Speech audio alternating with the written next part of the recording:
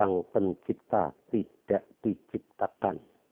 Memang betul penglihatan manusia terbatas, tapi pikiran hati bisa menemukan Sang Pencipta. Mata, pikiran, hati harus sejalan akan bisa menemukan Sang Pencipta dan kebesarannya melalui ciptaannya, bentuk alam seisinya, prosesnya dan fenomenanya. Ini benar-benar fakta dan nyata, bisa dibuktikan dan dilihat, bukan melalui cerita manusia zaman dahulu atau melalui bukunya. Dengan adanya mata, pikiran, dan hati manusia, banyak akal dan banyak penemuannya di alam ini. Dengan diciptakannya alam ini sangat sempurna, diisi bertriliun-triliun benih di bumi yang kita injak, pepohonan dan tambang-tambang yang semuanya bisa jadi benda-benda yang manusia bisa menikmati, dan semua manusia ingin memiliki segala-galanya. Dan dari yang termewah sampai terbawah, dari tercanggih dan tidak tercanggih, semua hasil dari bumi. Inilah kemajuan zaman. Tambang-tambang apa saja bisa ditemukan oleh manusia yang pikirannya, akal dan hatinya sejalan. Bukan hanya bisa makan kenyang dan berbuat baik saja yang berlebihan. Tidak tahu isi alam diisi bertriliun-triliun benih dan tambang-tambang terabaikan yang memang seharusnya bisa ditemukan orang-orang yang sudah punya keyakinan.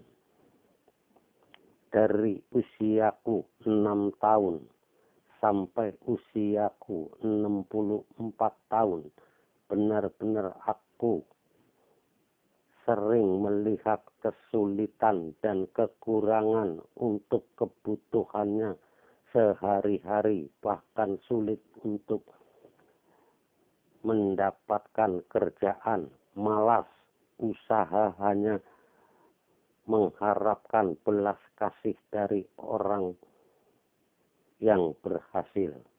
Semua kebanyakan orang-orang yang benar-benar punya keyakinan tinggi, katanya hidup sudah ditentukan. Bicaranya tidak mau kalah. Padahal hidup beban dan proses. Semuanya bisa terjadi. Bodoh atau pintar, berhasil atau tidak berhasil, kaya atau miskin, semua terjadi melalui proses. Ada sebab terjadi akibat. Seperti manusia bisa ada dan hidup benar-benar melalui proses. Jutaan ilmuwan dan para pemimpin dan lain-lain ini semua juga melalui proses. Bukan tiba-tiba ada bisa jadi orang pintar atau pemimpin atau jadi ilmuwan. Semua ini benar-benar melalui proses. Ini fakta. Seharusnya juga mengakui manusia bisa membedakan proses dan ciptaan. Proses perlu waktu, ciptaan tidak perlu waktu. Tiba-tiba ada di alam ini, seperti Adam dan Hawa yang tiba-tiba ada di alam ini semua sudah dewasa. Sudah ratusan juta tahun manusia makannya dari hasil bumi melalui triliunan pohon yang menghasilkan makanan yang menyerap sari padinya bumi. Manusia apapun keyakinannya dan kitabnya sedunia pasti makan hasil dari bumi. Apapun bangsanya, keyakinannya dan kitabnya, prosesnya sama. Kurang lebih 9 bulan, sedunia sama. Pertama dilahirkan, hanya satu suara, oe oe. Selanjutnya juga proses, bahasanya apa, tergantung orang tuanya. Hidup menghirup udara, semuanya ini benar-benar fakta yang diawali dari benih laki-laki dan diteteskan ke perempuan. Apapun bangsanya, kitabnya dan keyakinannya, sedunia benar-benar harus mengakui. Yang tidak mengakui bisa dicoba. Yang pertama, benihnya taruh di ember. Tidak mungkin akan jadi manusia. Yang kedua, tidak usah makan hasil bumi. Yang ketiga, jangan menghirup udara. Apa yang akan terjadi? Buktikan. Inilah manusia kalau mau berpikir yang sebenar-benarnya, semuanya akan terjawab. Gunakanlah pikiran, hati, akal sehat. Semuanya terjawab yang sebenar-benarnya. Bukan kebohongan, membohongi diri sendiri alias pengecut. Tidak mengakui faktanya dan kenyataannya. Kita semua bisa ada dan hidup melalui proses. Yang akan terjadi pasti terjadi. Jangan berprasangka buruk pada Sang Pencipta, salah besar. Apabila punya anak cacat, semua terjadi pasti ada sebab, terjadilah akibat. Ini pasti. Tanyakan dokter di bidangnya.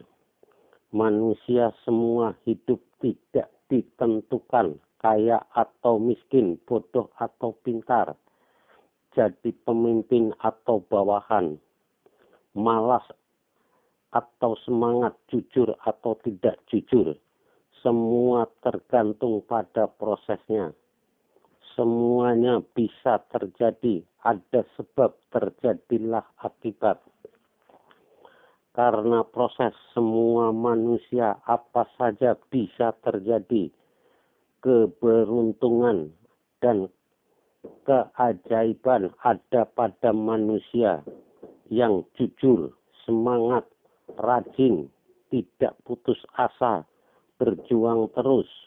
Hilangkanlah rasa malu, takut dan ragu-ragu dan sirik. Keberhasilan akan terwujud. Sang Pencipta tidak diciptakan pikiran dan hati yang menemukan, juga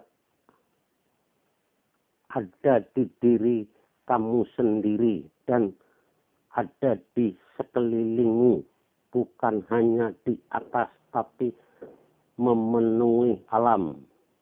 Inilah dikatakan maha besar tapi maha halus, tidak bisa dilihat mata atau peralatan apapun, hanya pikiran dan hati yang menemukan. Dia tidak diciptakan, tidak dianakan, juga tidak beranak. Maha Esa hanya satu. Kita asli, kitab asli Sang Pencipta, yaitu alam. Tidak ada lain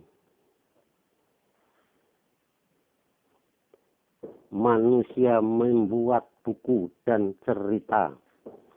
Semua ini saya tulis membaca alam seisinya yang memang benar-benar diciptakan sangat sempurna. Fakta benar-benar nyata. Tidak akan berubah sampai kiamat. Dari ratusan juta tahun yang lalu belum berubah. Inilah kitab Sang Pencipta. Tidak ada duanya, hanya satu, tidak berubah kitab atau buku, tapi bentuk alam. Semua isinya dan prosesnya dan fenomenanya itulah ayat-ayatnya. Fakta dan nyata, tidak ada kebohongan, bisa dilihat, bisa dibuktikan. Sedunia sama, tidak ada pilih kasih. Perbanyaklah melihat alam, dipelajari untuk diwariskan ke anak-anaknya. Jangan takut salah. 1 juta cara menghadap Sang Pencipta, 1 juta bahasa. Sang Pencipta Maha Tahu apapun bahasanya. Pantas atau tidak pantas bukan manusia yang menilai. Untuk bisa menemukan Sang Pencipta, bisa melihat ciptaannya langsung. Contoh, lautan. Manusia sedunia belum ada yang bisa menemukan luasnya lautan dan berapa triliun liter sedunia manusia bisa merasakan air laut asin. Siapa yang ngasinin? Bukan para penguasa jin dan setan. Inilah kebesaran Sang Pencipta. Hanya pikiran dan hati yang menemukan. Dan banyak yang lainnya. Seperti matahari, bulan, bintang. Berjuta-juta gunung di alam ini. Sekian dulu, terima kasih.